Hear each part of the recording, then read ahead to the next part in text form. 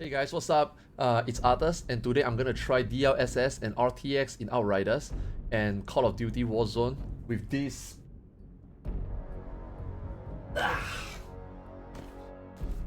Palit GeForce RTX 3080 GamingPro OC, that I received the last time, right, from Nvidia. Thank you so much, Nvidia and Palit. Okay, this time I'm going to try it out on a new game, Outriders, obviously, because it's new, recently launched. And also Call of Duty Warzone, because they finally added DLSS to the game. So, let's get started. First, let's start off with Outriders and DLSS. Outriders is a single-player and co-op sci-fi looter-shooter RPG game that recently just released as of this video. However, Outriders is not very optimized in terms of performance and graphics after personally trying it out for like 80 hours and also reading online.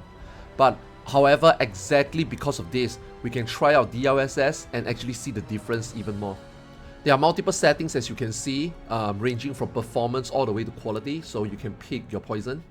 I've talked about DLSS on my previous video, but just in case you don't know what it is, I'll explain it again. DLSS is an Nvdia RTX feature that uses AI to push a game's frame performance higher. So this is what 4 pixels looks like, for example. So when you're using DLSS, your GPU is effectively generating an image at lower resolution, with DLSS adding additional pixels to upscale the picture to your desired high resolution picture quality.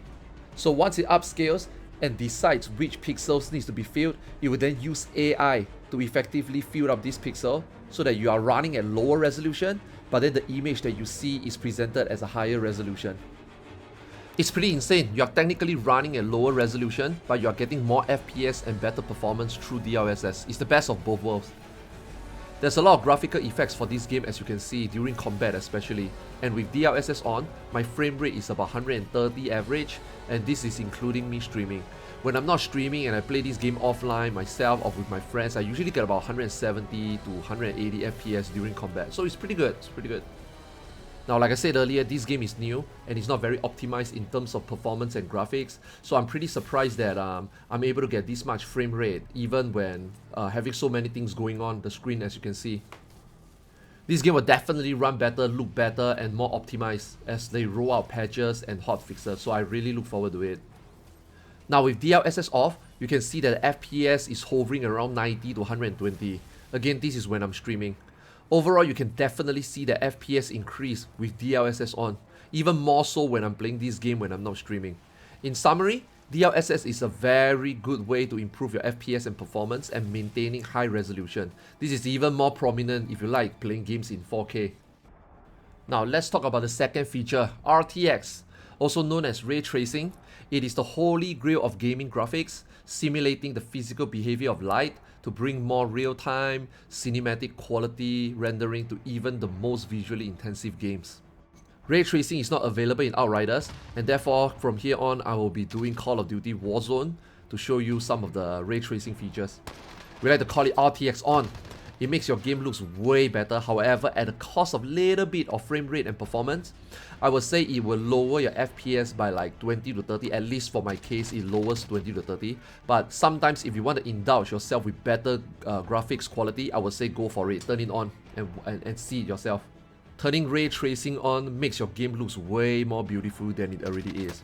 Pretty straightforward here regarding Ray Tracing, so let's move on to the next point. And here it is. Just as I was making this video, Warzone just dropped Season 3, and guess what? Now it supports DLSS. Nvidia has been wanting to add this functionality into Warzone since they introduced it in Cold War, and I'm glad that it's available now, and just like the other game, you can select them in the option as seen here. This time I went more ambitious and decided to turn on DLSS and Ray Tracing at the same time. As I mentioned earlier when I was talking about Ray Tracing, it does reduce your performance and does reduce your FPS a little bit, but luckily now with DLSS enabled, you're kind of able to get the best of both worlds, better graphics and better performance. I get about 140 FPS with both enabled, so I say that's pretty good. I also obviously did testing with Ray Tracing enabled and then disabling DLSS. Just like the other game I did test on DLSS, I do notice like a little bit of frame drop for this game, for Warzone, maybe about 10 to 20. Honestly, not too significant. But I'm just really glad that Warzone now finally have DLSS. So now we can enable DLSS, we can enable RTX, we can kind of like do a lot of tuning on our own end.